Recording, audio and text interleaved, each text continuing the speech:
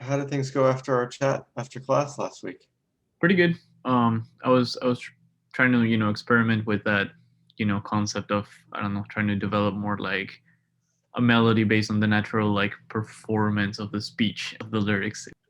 I don't know. I mean, I do feel like it got closer to singing, if we can call it that, because I'm horrible at singing. I'm not going to support the notion that you're horrible at singing because singing is just, I mean, that'd be like saying I'm horrible at speaking. If you think, like, when I sing, it is supposed to sound like X, and then it doesn't sound like X, that's a failure to meet expectations, which can be frustrating or disappointing or whatnot. Singing is not just a sum of its parts. Singing is not like, oh, I hit all the notes, I got all the rhythms, I did it. Like, I mean, are you familiar with a program called Vocaloid? I think. So you can, I mean, if you really are like, oh, well, this vocal performance should nail every articulation and rhythm and pitch, you can download a computer program and do that. Yeah, I appreciate your words of support. What I mean when I say that like I'm not good at singing is that like I feel like the end product is like not intentional, but I don't feel bad about that because like I'm not a singer. I've never trained as a singer. So I don't know. I mean, it is something that I want to work on just to be able to reflect my ideas more so that people can focus on the idea. You're right. I probably shouldn't say that I'm horrible at it because I agree with what you're saying from like a broader, like, I don't know, perspective of how things are supposed to be.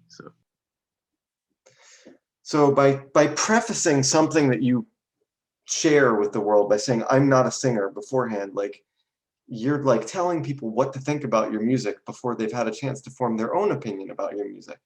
Hey, would you listen to this song? Maybe I didn't do what I was supposed to do. I'm going to play it for you. Yeah, that's very insightful. I want you to go hunting this week.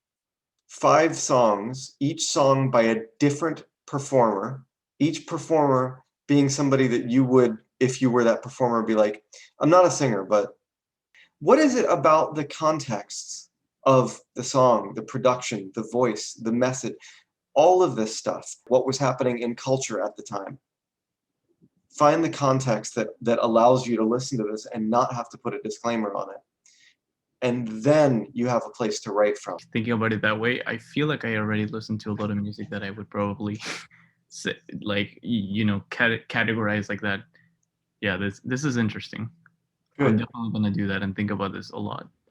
Excellent.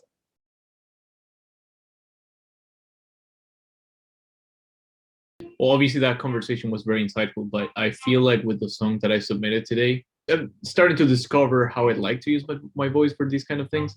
And honestly, like, leaving aside the question or of like, is this singing or is this rapping or is this talking or whatever, it just, everything makes so much more sense. And like, there's a lot of things that I still have to figure out, which just with like how I use my voice, simply because I've never done it. I definitely feel more motivated to explore that, than just saying like, oh, I don't know how to sing. And yeah.